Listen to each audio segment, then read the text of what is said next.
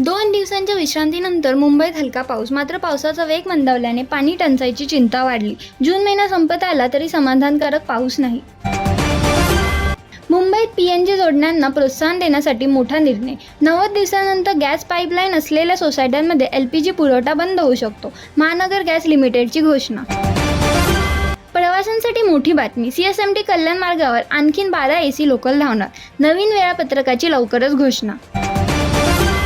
मुंबई लोकलचा वेग मंदावला. पश्चिम रेल्वेच्या ओव्हरहेड वायरमध्ये बिघाड झाल्याने सेवा विस्कळीत. गाड्या उशिराने धावल्याने प्रवाशांचे हाल. छत्रपती शिवाजी महाराजांच्या जिरेटोपादावर पडदा. जैन समाजाने राज ठाकरे यांची भेट घेऊन लेखी माफी मागितली. महिला आपल्या पतीला 4 लग्नाची परवानगी देतील का? वादग्रस्त वक्तव्यावर राष्ट्रवादी काँग्रेसच्या आमदार सना मालिक यांच्यावर शायना एनसी यांचा संताप.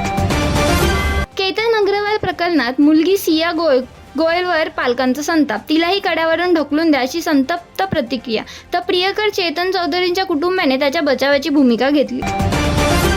चांदीची वीट आणि 1 कोटी रुपये कुठे गेले? राम मंदिर देणगी गैरव्यवहार प्रकरणी संजय राऊत यांचा ट्रस्टला थेट सवाल. पत्रकारांना धमकीनंतर आता गुन्हेगारांशी संबंधाचा आरोप. मनसे नेते संदीप देशपांडे यांनी फरार आरोपीसोबत संजय दिना पाटील यांचा फोटो जाहीर करत चौकशी व सुरक्षा हटवण्याची मागणी केली. एकनाथ शिंदे भविष्यात देवेंद्र फडणवीस यांचाही पक्ष फोडू शकतात. संजय राऊत यांचा धक्कादायक आरोप. मुंबई नागपूर महामार्गावरील गर्दी कमी करण्यासाठी वीकेंड स्पेशल ट्रेनची घोषणा. दादर, नाशिक, भुसावळ आणि अकोला येथे थांबा.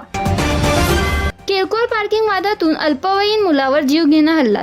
जखमी शहीद शाह यांच्यावर रुग्णालयात उपचार सुरू. विरारच्या कारगिल नगरातील घटना. उद्धव ठाकरे यांच्या 20 पैकी 16 आमदारांचा एकनाथ शिंदे यांच्याशी संपर्क. महाराष्ट्रात ऑपरेशन टायगर 2च्या चर्चांना उधाण. नोरा फतेही, अरिजित सिंग आणि कपिल शर्मा शोच्या नावाखाली सुरतमधील व्यावसायिकाची 141 कोटींची फसवणूक. मुंबईतील एकाला अटक. केतन अग्रवाल प्रकरणात सिया गोयल आणि चेतन चौधरीसोबत लोहगड किल्ल्यावर पुणे पोलीस डमी क्राईम सीनची पुनर्रचना करणार. प्रताप सरनाईक यांची घोषणा. महाराष्ट्रात बेकायदा प्रवासी वाहतुकीविरोधात कडक कारवाई. 8,300 नवीन बस रस्त्यावर धावणार. कोस्टल रोडवरील आगीसाठी अत्याधुनिक तयारी. बीएमसी कडून 6.32 कोटींच्या हायटेक अग्निशमन वाहनाला मंजुरी. पश्चिम रेल्वेच्या 80% डब्यांमध्ये सीसीटीव्ही नाही. टॉकबॅक प्रणाली बसवली असली तरी बहुतेक बंद. प्रवाशांच्या सुरक्षेवर प्रश्नचिन्ह.